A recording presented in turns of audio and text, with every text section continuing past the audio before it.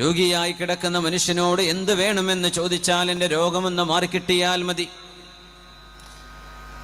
കടബാധ്യതകളിൽ മുഴുങ്ങി കഴിയുന്ന ആളുകളോട് എന്താണ് വേണ്ടത് എന്ന് ചോദിച്ചാൽ മറുപടി ഒന്ന് മാത്രം, കടം വീടി കിട്ടിയാൽ മതി. മക്കളില്ലാത്തവരോട് എനിക്കൊരു കുഞ്ഞു ജനിച്ചാൽ മതിയായിരുന്നു, ആണോ പെണ്ണോ അത് പ്രശ്നമല്ല, ഞങ്ങ വൈകല്യുണ്ടെങ്കിൽ എൻ്റെ കുട്ടിയല്ലേ എന്ന് പറഞ്ഞ് ഞാൻ നോക്കിക്കൊള്ളാം, എനിക്കൊരു കുഞ്ഞിനെ വേണം. വീടില്ലാത്തവന് വീട് വേണം, ആരോഗ്യം നഷ്ടപ്പെട്ടവന് ആരോഗ്യം വേണം, ഇസ്സത്ത് നഷ്ടപ്പെട്ടു പോയവർക്ക് ഇസ്സത്ത് തിരിച്ചു കിട്ടണം. ഇതൊക്കെ നഷ്ടങ്ങളാണ്, നമ്മൾ അള്ളാഹിൻ്റെ മുമ്പിൽ പറയുന്ന വിഷയങ്ങളാണിതൊക്കെ. എന്നാൽ ഏറ്റവും വലിയ നഷ്ടം, ഏറ്റവും വലിയ ഹിർമാൻ, ഏറ്റവും വലിയ പരാജയം എന്ന് പറയുന്നത് ഒരു മനുഷ്യൻ അള്ളാഹുവിലേക്ക് അടുക്കാൻ സാധിക്കാതെ പോയെന്ന ബോധം വരുന്നത്, എനിക്ക് അള്ളാഹുവിനോട് അടുക്കാൻ കഴിഞ്ഞില്ലല്ലോ. വലാ യജിദു ലദ്ദത ഹലാവത്തിൽ ഇബാദ, ഇബാദത്തിന്റെ ഒരു മധുരമുണ്ട്, ഇബാദത്തിനൊരു ആനന്ദമുണ്ട്, നിസ്കാരത്തിനൊരു മധുരമുണ്ട്, ഖുർആൻ ഓതുന്നതിനൊരു മധുരമുണ്ട്, ദിക്ർ ചൊല്ലുന്നതിന് എന്തെന്നില്ലാത്ത ആസ്വാദനമുണ്ട്. നാവുകൾ ചലിക്കുമ്പോഴും മനസ്സിനുള്ളിലേക്ക് ആ ഒരു മധുരം കയറി വരുന്നില്ലെങ്കിൽ ഒരു മനുഷ്യന് ലോകത്ത് നഷ്ടമാകുന്ന ഏറ്റവും വലിയ നഷ്ടം അൽ ഖുർബ് മിനല്ലാഹ്, അള്ളാഹുവിനോടുള്ള അടുപ്പം നഷ്ടമാകുന്നതാണ്. പിന്നെയോ ഇബാദത്തിന്റെ ആനന്ദം നഷ്ടപ്പെടുന്നതാണ്. സലഫ് സ്വാലിഹീങ്ങൾ പറയുന്നൊരു കൗതുകകരമായ നുക്തയുണ്ട്. തെറ്റുകൾ ചെയ്ത് നടക്കുന്ന ഒരു മനുഷ്യൻ വന്ന് പറയാൻ, നിങ്ങൾ പറഞ്ഞില്ലേ തെറ്റ് ചെയ്ത അള്ളാഹ് ശിക്ഷിക്കുന്നു, ഞാൻ എന്തൊക്കെയോ തെറ്റ് ചെയ്തിട്ട് അള്ളാഹു എന്താണ് എന്നെ ശിക്ഷിക്കാത്തത്? എനിക്കൊരു ശിക്ഷയും കാണുന്നില്ലല്ലോ, എൻ്റെ കച്ചവടം അതേപോലെ ഉഷാറായി പോകുന്നുണ്ട്, ഞാൻ അടിച്ചു പൊളിച്ച് ജീവിക്കുന്നുണ്ട്, ഞാൻ എല്ലാ കുരുത്തക്കേടും ചെയ്യുന്നുണ്ട്, എനിക്കൊന്നും ഞാൻ കണ്ടില്ലല്ലോ. അപ്പോഴാണ് നാദാഹു മുനാദിൻ, ഒരു അശരീരി കേൾക്കുകയാണ്, അമാ ഹുരിംത ലദ്ദത്തൽ ഖുർബി മഅല്ലാഹ്, അള്ളാഹുവിനോട് അടുക്കാൻ സാധിക്കുക എന്ന ഏറ്റവും വലിയ ആനന്ദം നിനക്ക് നഷ്ടപ്പെട്ടു പോയില്ലേ? അതാണ് നിനക്ക് ലഭിച്ച ഏറ്റവും വലിയ അദാബ്, വലിയ ശിക്ഷ അതാണ്. വയശീബുൽ മർഉ ഫിൽ ഇസ്ലാം വലം തുഖ്ബൽ ലഹു സ്വലാഹ്, ഒരു നിസ്കാരം പോലും സ്വീകരിക്കപ്പെട്ടതായിട്ട് ഇല്ലാതെ പോകുന്ന എത്രയോ ആളുകൾ മുസ്ലിമായി ജനിച്ച് നരബാധിച്ച് മരിച്ചു പോകുന്നവരിൽ കാണാം. ഉല്ലം തുഖ്ബൽ ലഹു സ്വലാഹ്, ഒരു നിസ്കാരം പോലും അള്ളാഹു സ്വീകരിച്ചു കാണില്ല. ഇത് നഷ്ടമാണ്. ഈ നഷ്ടം നികത്താൻ കഴിയുന്ന നമ്മുടെ കൈപിടിക്കാനും അള്ളാഹുലേക്ക് കൊണ്ടുപോകാനും കഴിയുന്ന ദൗത്യമാണ് മഹല്ലിലെ പണ്ഡിതന്മാർ, ഖതീബുമാർ, മുദർരിസുമാർ, മുഅല്ലിമുമാർ, മദ്രസയിൽ അധ്യാപകന്മാർ, സദറുസ്താദ്, ഇവരെല്ലാം നിർവഹിക്കുന്ന, വഅദ് പറയുന്നവർ, ദീൻ പഠിപ്പിക്കുന്നവർ മുഴുവൻ ചെയ്യുന്നത് അള്ളാഹുവിലേക്ക്, പടച്ചതമ്പുരാന്റെ ഹളറത്തിലേക്ക് മനുഷ്യരുടെ ഖൽബുകളെ കൊണ്ടുപോവുക എന്ന വലിയ ദൗത്യമാണ്. അത് മാത്രം നടക്കാതെ ബാക്കി എല്ലാം നടന്നിട്ട് എന്ത് കാര്യമാണ്? وضرب الله مثلا للذين آمنوا امرأة فرعون إذ قالت رب ابن لي عندك بيتا في الجنة ونجني من فرعون وعمله ونجني من القوم الظالمين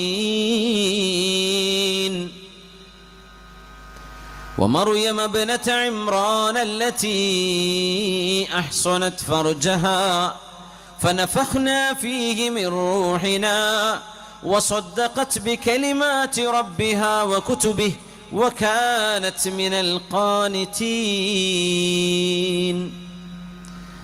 അള്ളാഹുവിനെ വിശ്വസിക്കുന്ന ലോകാവസാനം വരെ വരാൻ പോകുന്ന സർവ്വ ആണിനും പെണ്ണിനും അള്ളാഹു ഉദാഹരണം പറഞ്ഞത്, അള്ളാഹു ഉദാഹരണമാക്കി വെച്ചത് രണ്ട് പെണ്ണുങ്ങളെയാണ്.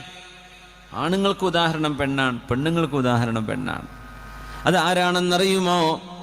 ആസിയ ബിൻത് മുസാഹിം, ഫറോവയുടെ ഭാര്യയായി ജീവിക്കുകയും എന്നാൽ തൗഹീദിന്റെ മഹാനായ മൂസ നബി അലൈഹിസ്സലാമിന്റെ റിസാലത്തിന്റെ പക്ഷം ചേർന്ന് ജീവിക്കുകയും ചെയ്തത് കാരണം ദാരുണമായ ഒരു അന്ത്യം സംഭവിച്ച മഹദിയാണ് ആസിയ ബിൻത് മുസാഹിം റളിയല്ലാഹു അൻഹാ. ഫറോവയുടെ കൂടെ ജീവിച്ചിട്ട് ആ കൊട്ടാരം നഷ്ടമാവുന്നു എന്ന് മാത്രമല്ല, ക്രൂരമായ കിരാതമായ മർദ്ദനങ്ങൾക്ക് വിധേയയായി ആ മഹദി മരിക്കുന്ന രംഗങ്ങൾ ചരിത്രത്തിൽ കാണാം, ഹദീസിന്റെ വചനങ്ങളിൽ കാണാം, അസറുകളിൽ കാണാം. പക്ഷെ അല്ലാഹു ഉദ്ധരിച്ചത് മഹദിയുടെ നാവിലൂടെ വന്നൊരേ ഒരു പ്രാർത്ഥനയാണ്. അത് മരിക്കുന്ന നേരത്താകാം, അതിന് തൊട്ടു മുമ്പാകാം, ഫറോവയുടെയും കിങ്കരന്മാരുടെയും ഭീഷണി വന്ന നേരത്താകാം. എപ്പോഴാണ് മഹദി പറഞ്ഞത്? നാവ് കൊണ്ട് പറഞ്ഞോ മനസ്സുകൊണ്ട് പറഞ്ഞ പ്രാർത്ഥനയാണോ എന്ന് പോലും അറിയില്ല. സൂറത്തു തഹ്രീമിന്റെ അവസാന ഭാഗം വദറബല്ലാഹു മസല, അല്ലാഹു നിങ്ങൾക്ക് ഉദാഹരണം പറഞ്ഞു തരട്ടെ, ആരാണ് വിശ്വാസി എന്ന് പറഞ്ഞു തരട്ടെ. വദറബല്ലാഹു മസലൻ ലില്ലദീന ആമനു ഇംറഅത ഫിർഔൻ, ഫറോവയുടെ ഭാര്യയായ ആസിയ ബീവിയാണ് വിശ്വാസിനികൾക്ക് മുഴുവനുമുള്ള ഉദാഹരണം. ഇദ് ഖാലത്, എന്തു ചെയ്തു എന്നല്ല, എന്ത് മഹദി പറഞ്ഞു. മഹദിയുടെ മനസ്സിൽ എന്താണ് വന്നത്? റബ്ബി ബിനി ലീ ഇൻദക ബൈതൻ ഫിൽ ജന്നഹ് സഅലത്തിൽ ജിവാറ ഖബ്ല അദ്ദാർ. റബ്ബി ബിനി ലീ ഇൻദക ബൈതൻ ഫിൽ ജന്നഹ്, പടച്ചവനെ എനിക്ക് സ്വർഗം തരണേ എന്ന് മരിച്ചുപോയ എത്രയോ ആളുകൾ ഉണ്ടാകാം. എനിക്ക് സ്വർഗം വേണം റബ്ബേ എന്ന് പറഞ്ഞു പോയവർ എത്രയോ കാണാം. പക്ഷെ ആസിയ ബീവി ചോദിച്ചത് അങ്ങനെയല്ല. റബ്ബി ബിനി ലീ ഇൻദക ബൈതൻ ഫിൽ ജന്നഹ്, അല്ലാഹുവേ നിന്റെ അരികത്ത് എനിക്കുണ്ടാക്കി തരണം ഒരു വീട് നിന്റെ സ്വർഗലോകത്ത്. അയൽപ്പക്കം ചോദിച്ചതിന് ശേഷമാണ് വീട് വേണമെന്ന് മഹദി ചോദിച്ചത്. ആരുടെ അടുത്ത്? അല്ലാഹുവേ നിന്റെ അരികത്തിൽ, നിന്റെ അരികത്ത് എനിക്കൊരു വീട് വേണം. വീട് വേണം എന്നല്ല ആദ്യം പറഞ്ഞത്, നിന്റെ അരികത്ത്. റബ്ബി ബിനി ലീ ഇൻദക ബൈതൻ ഫിൽ ജന്ന. അതുകൊണ്ടാണ് മുഫസ്സിറുകൾ പറയാ സഅലത്തിൽ ജിവാറ ഖബ്ല അദ്ദാർ. വീട് വേണം എന്ന് ചോദിക്കുന്നതിന്റെ മുമ്പ് അയൽപക്കം എന്താവണം എന്ന് ചോദിച്ചു മഹദി റളിയല്ലാഹു അൻഹ. അല്ലാഹുവേ നിന്റെ അരികത്ത്, നിന്റെ അരികത്തേക്ക് എന്ന ചിന്തയിലാണ് ആസിയ ബീവി റളിയല്ലാഹു അൻഹ ലോകത്തോട് വിട പറയുന്നത്.